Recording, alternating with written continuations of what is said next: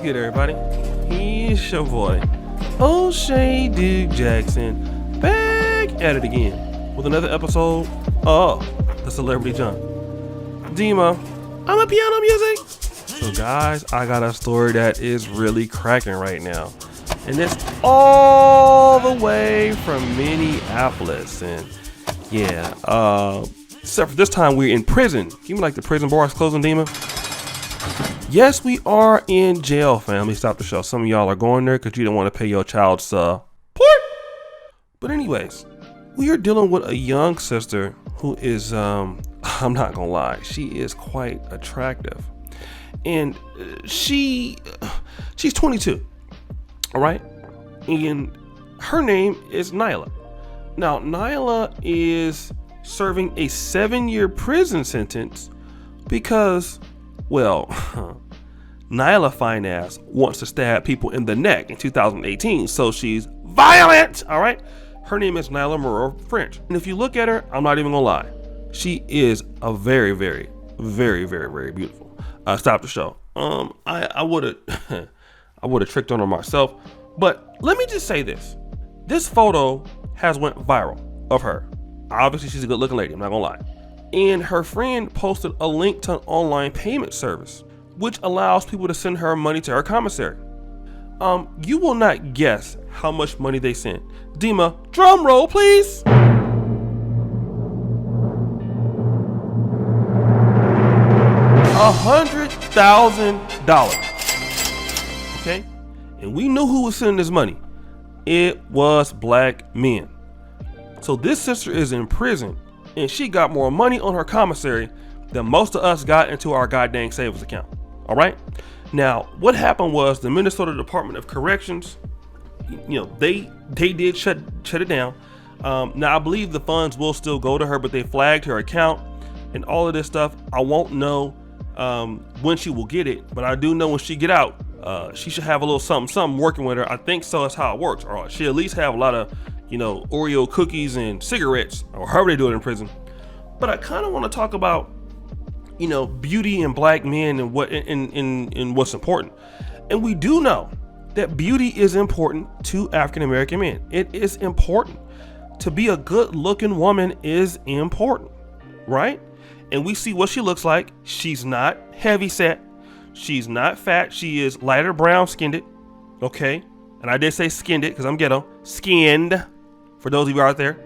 So she's not super thick or anything like that. She's just a natural, beauty queen. She just looks like a pretty African American lady. So beauty is important to African American men. However, here's where we get in trouble. Okay, especially when they have them stupid big old booties, breasticles. And when we look at them, they be so fine. We want them to become our dream girl.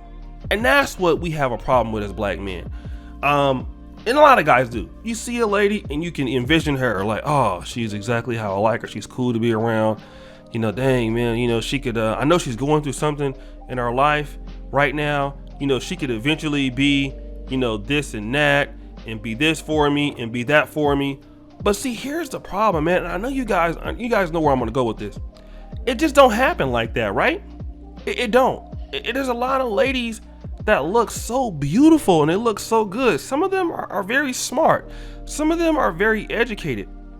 They look great, and even in the bedroom, the sex is awesome. It's magnificent. Booty clapping sounds. I mean, I'm thirsty, so I know. But see, here's the problem, family. We got to talk about this. The issues come in when we find out that when it comes to values, what we have in common, that's where our relationships end. All right. And a lot of times you see a lady like this.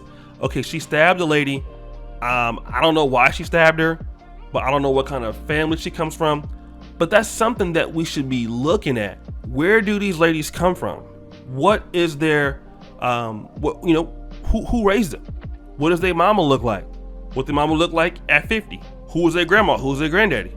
This is what rich people, especially in the black elite community, this is what they judge people on. They judge you on who you are.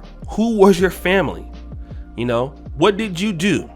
And what are your values? Are we in the same field? Do you understand family values? You know, do you want to have something in the future? These are things that a lot of black men, we don't really look at because a lot of people haven't told us this. And this is how so many of us end up on child support. This is how so many of us end up with baby mamas we don't want, because we're not looking at that. All we looking is that she thick. All we looking at is that she got a fat booty. And I'm gonna tell you that I used to be like that. I will stop the show. I'm still thirsty today.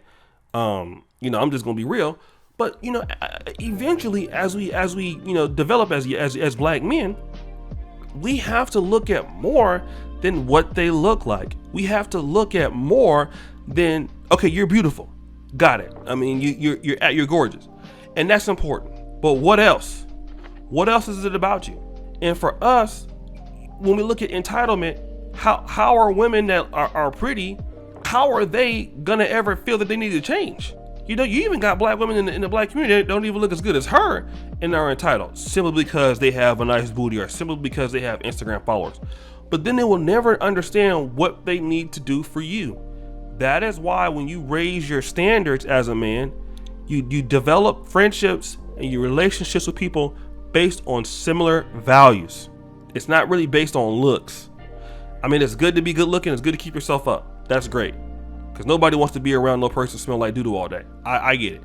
But what are the values fundamentally that you guys can have to achieve some things? That's what we're dealing with. We're dealing with that and nothing else. And that's where a lot of us as black men, we get in trouble. We get in the biggest trouble. Then all of a sudden, you know, we want to blame people, but you didn't ask those questions. Like sometimes you see red flags and stabbing somebody in the neck. That is a red flag. Stop the show. That's a red flag. It was so much of a red flag, she got 7 years. All right? In women's penitentiary. And you're not even looking at the fact that her experience in the penitentiary could lead to other problems when she gets out. That person may not even be rehabilitated. And again, we have to start to look at these red flags that we see, because there's so many there. Multiple baby daddies is a red flag. You talk to them, they tell you about the past relationships, they're blaming the other guy, unaccountability, red flag. Flaky, playing games, all of these are red flags. Not serious, red flags. Big mouth, disrespectful, red flags.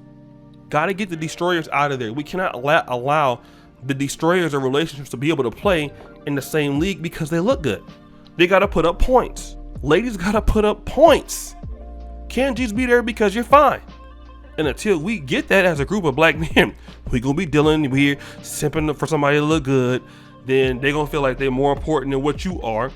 And then she ain't gonna take you serious no way because you're chasing her because you're desperate. But guys, what do you think? It's your boy, O'Shea Duke Jackson, back at it again with another episode of The Celebrity Junk. I really appreciate you for all that you do. Subscribe with the bell. Check out the first comment at the top. And as you know, the buffoonery remains at all-time high. I'm out.